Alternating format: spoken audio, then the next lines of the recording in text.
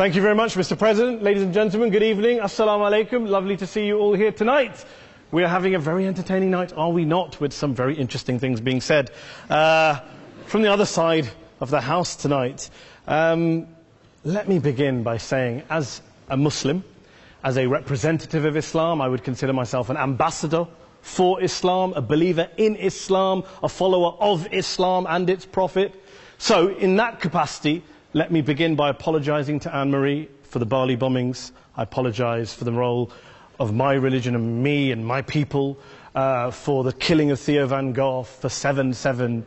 Yes, that was all of us. That was Islam, that was Muslims, that was the Quran. I mean, astonishing claims to make in the very first speech tonight, on a day like today, where the Conservative Prime Minister of the United Kingdom is having to come out and point out that these kind of views are anathema. And I believe you're trying to stand for the Labour Party to become an MP in Brighton. If you do, and you make these comments, I'm guessing you'll have the whip withdrawn from you, but then again, UKIP's on the rise, they'll take you, the BNP, they might have something to say about your views. This is what Mehdi Hasan always does. By the way, just on a factual point, since we heard a lot about the second speaker, about how backward we Muslims all are, on a factual point, you said that Islam was born in Saudi Arabia. Islam was born in 610 AD. Saudi Arabia was born in 1932 AD. So you were only 1,322 years off. Not bad? Not bad start there.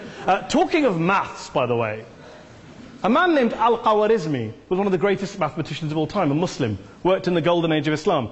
He's the guy who came up with not just algebra, but algorithms. Without algorithms, you wouldn't have laptops. Without laptops, Daniel Johnson tonight wouldn't have been able to print out his speech in which he came to berate us Muslims for holding back the advance and intellectual achievements of the West, which all happened without any contribution from anyone else other than the Judeo-Christian people of Europe. In fact, Daniel David Levering, the author of the Pulitzer Prize-winning historian and author of The Golden Crucible, points out that there would be no Renaissance, there would be no Reformation in Europe without the role played by Ibn Sina and Ibn Rushd and some of the great Muslim theologians, philosophers, scientists in bringing Greek texts to Europe. As for this being our university, I will leave that to the imagination as to who is our and who is there. I studied here too. An astonishing set of speeches so far making this case tonight. A mixture of just cherry-picked quotes, facts and figures, self-serving, selective, a farrago of distortions, misrepresentations, misinterpretations, misquotations. Daniel talked about my article in the New Statesman, which got me a lot of flack, where I talked about the anti-Semitism that is prevalent in some parts of the Muslim community, which indeed it is. Of course, I didn't say in that piece that it was caused by the religion of Islam. In fact, modern anti-Semitism in the Middle East was imported from, finish the sentence, Judeo-Christian Europe, where I believe some certainly bad things happened to the Jewish people. In fact, Tom Friedman, Jewish-American columnist in the New York Times, told me in this very chamber last week that he believed, had Muslims been running Europe in the 1940s, 6 million extra Jews would still be alive today. So I'm not going to take lessons in anti-Semitism from someone who's here to defend the Judeo-Christian values of a continent that murdered 6 million Jews. Moving swiftly on. Yes. Absolutely. Well, I'm about to make that point. No, I'm about to make that point. You're right. I agree with you 110%. That is my point. I don't think Europe is evil or bad. I'm a very proud European. I don't want to judge Europe on that basis, but if we're going to play this gutter game where we pull out the Bali bombing and we pull out examples of anti-Semitism in the Islamic community, then of course I'm going to come back and say, well, hold on. I mean, look, let's be very clear. Daniel here was a last-minute replacement for Douglas Murray, who had to pull out. And Douglas and I have a well-documented differences, but to be fair to Douglas, as to be fair to Anne-Marie and to Peter, atheists.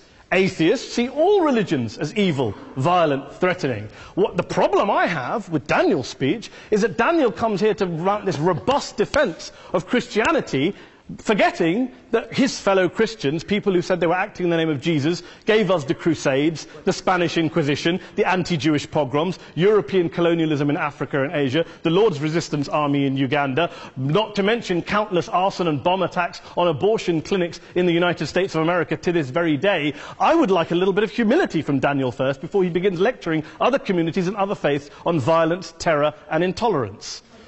But, no thank you. Some water. But I would say this, to address the gentleman's very valid point here, I'm not going to play that game.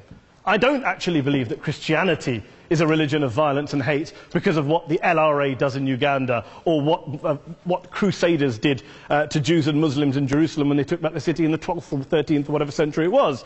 I believe that Christianity, like Islam, like pretty much every mainstream religion, is based on love and compassion and faith. I do follow a religion in which 113 out of the 114 chapters of the Quran begins by introducing the God of Islam as a God of mercy and compassion. I would not have it any other way. I don't follow a religion which introduces my God to me as a God of war, as some kind of Greek God of wrath, as a God of hate and injustice. Not at all. As Adam pointed out, you go through the Quran and you see the mercy and the love and the justice. And yes, you have verses that refer to warfare and violence. Of course it does. This is not a motion about pacifism. I'm not here to argue that Islam is a pacifistic faith. It is not. Islam allows military action, violence in certain limited contexts. And yes, a minority of Muslims do take it out of that context. But is it religious? We talked about Woolwich. Daniel and Anne-Marie have suggested that it's definitely religion that's behind all of this. Well, actually, what I find so amusing tonight is we're having a debate about Islam. And the opposition tonight have come forward. We have a graduate in law, a graduate in modern history, a graduate in chemistry. And, you know, I admire all of their intellects and their abilities, but we don't have anyone who's actually an expert on Islam, a scholar of Islam, a historian of Islam, a speaker of Arabic, even a terrorism expert or a security expert or a pollster, let alone to talk about what Muslims believe or think. Instead, we have people coming here, putting forward these views, putting forward these sweeping opinions. Listen to Professor Robert Pape of the University of Chicago, one of America's leading terrorism experts, who, unlike our esteemed opposition tonight, studied every single case of suicide terrorism between 1980 and 2005, 315 cases in total. And he concluded, and I quote, "There is little connection between suicide terrorism and Islamic fundamentalism or any of the world's religions. Rather, what nearly all suicide terrorist attacks have in common is a specific secular and strategic goal to compel modern democracies to withdraw military forces from territory that the terrorists consider to be their homeland." And the irony is, when we talk about terrorism, the irony is that the opposition and the Muslim terrorists, the Al-Qaeda types, actually have one thing in common. Because they both believe that Islam is a warlike, violent religion. They both agree on that. They have everything in common. Osama bin Laden would be nodding along to everything he's heard tonight from the opposition side. He agrees with them. The problem is that mainstream Muslims don't. The majority of Muslims around the world don't. In fact, a gentleman here started quoting all sorts of polls. Gallup carried out the biggest poll of Muslims around the world, of 50,000 Muslims in 35 countries. 93% of Muslims rejected 9/11 and suicide attacks. And of the 7% who didn't, they all, when polled and focus grouped, cited political reasons for their support for violence, not religious reasons. And as for Islamic scholars and what they say, well, Daniel talks about our University of Oxford. We'll go down to Oxford's Centre for Islamic Studies, get hold of a man named Sheikh Afifi al-Akiti, who is a massively well-credentialed and well-respected Islamic scholar, who has studied across the world, who in the days after 7/7 published a fatwa denouncing terrorism in the name of Islam, calling for the protection of all non-combatants at all times, and describing suicide bombings as an innovation with no basis in Islamic law. Go and listen to Sheikh Tahir al-Qadri, one of Pakistan's most famous Islamic scholars, who published a 600-page fatwa condemning the killing of all innocents and all suicide bombings unconditionally without any ifs or buts. There's nothing new here. This is mainstream Islam, mainstream scholarship, which has said this for years. You don't go out and kill people willy-nilly in the high street or anywhere else, on a bus or a mall, based on verses of the Quran that you cherry-pick without any context, any understanding, any interpretation, or any commentary. Point of information. Please. Well, it doesn't happen, apparently.